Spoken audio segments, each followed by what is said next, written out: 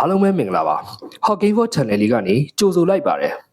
ဒီဗီဒီယိုလေးမှာတော့မေလနဲ့ဇွန်လမှာရောက်လာနိုင်တဲ့ event တွေအကြောင်းကိုပြောပြပေးသွားမှာပါပထမအဆုံးအနေနဲ့မေလ18ရက်နေ့မှာတော့ FASA ရဲ့ All Star Skin ရောက်ရှိလာမှာဖြစ်ပြီး Normal Pass အတွက် Diamond 349လုံးနဲ့ Color Skin Pass အတွက် Diamond 599လုံးတို့ဝယ်ရရှိနိုင်မှာပါမေလ21ရက်နေ့မှာတော့တိတ်လှတဲ့ Selena Zodiac Skin Gemini ရောက်ရှိလာမှာပါမေလ22ရက်နေ့မှာတော့ Free Elite Skin Giveaway Event လေးရောက်ရှိလာမှာပါ Free Skin Event တွေရဲ့ထုံးစံအတိုင်း Test တွေလုပ်ပြီး Elite Skin တစ်ကောင်ရရှိနိုင်မှာပါမေ24ရက်နေ့မှာတော့ Lane All Star Skin ရောက်ရှိလာမှာဖြစ်ပြီး Shop ထဲမှာ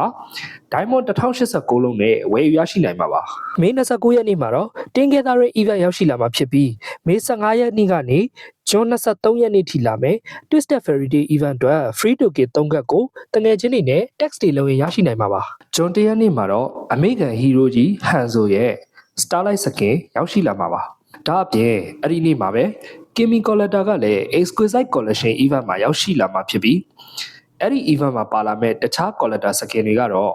Florin, Fazana, တခင်ကြီးစန်းနဲ့ Benedicta တို့ဖြစ်ပြီး Lucky Box တွေအနေနဲ့ကတော့ Hayabusa, Johnson, Freya တို့လည်းပါဝင်လာမှာပါဇွန်လ9ရက်နေ့မှာတော့ Sanrio Resale Event ကပြန်လည်ရောက်ရှိလာမှာဖြစ်ပြီး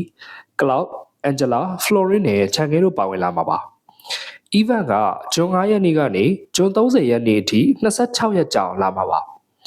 event မှာပထမအဆုံး10ကြိမ်လှည့်ရင် Florence Skin ကိုရရှိမှာဖြစ်ပြီး Skin ရှိပြီးသားသူတွေအတွက်က Epic Skin တစ်ကောင်ရရှိနိုင်မှာပါအဲ့ဒီမှာပဲ Roger ရဲ့ Special Skin တစ်ကောင်ကို Text တွေပြီးအောင်လုပ်ပေးုံနဲ့ Free ကုန်းဆင်းနိုင်မှာပါဇွန်12ရက်နေ့မှာလဲ Atlas ရဲ့ Free Skin ကို Text တွေပြီးအောင်လုပ်ပေးုံနဲ့နောက်ထပ် Free ကုန်းဆင်းအောင်မှာပါအဲ့နောက်ဇွန်22မှာတော့Zack ရဲ့ Zodiac Skin Cancer ကရောက်ရှိလာမှာပါဒါတွေကတော့ကျွန်တော်တည်ထားရသလောက် event တွေကို date အတိအကျနဲ့ပြောပြပေးသွားတာပါနောက်လာတွေအတွက်လည်းလာတိုင်းဆက်လုပ်ပေးသွားအောင်မှာမို့ follow လုပ်ထားခဲ့ကြဖို့ပြောရင်နောက်ဗီဒီယိုလေးမှာပြန်တွေ့ကြမယ်နော်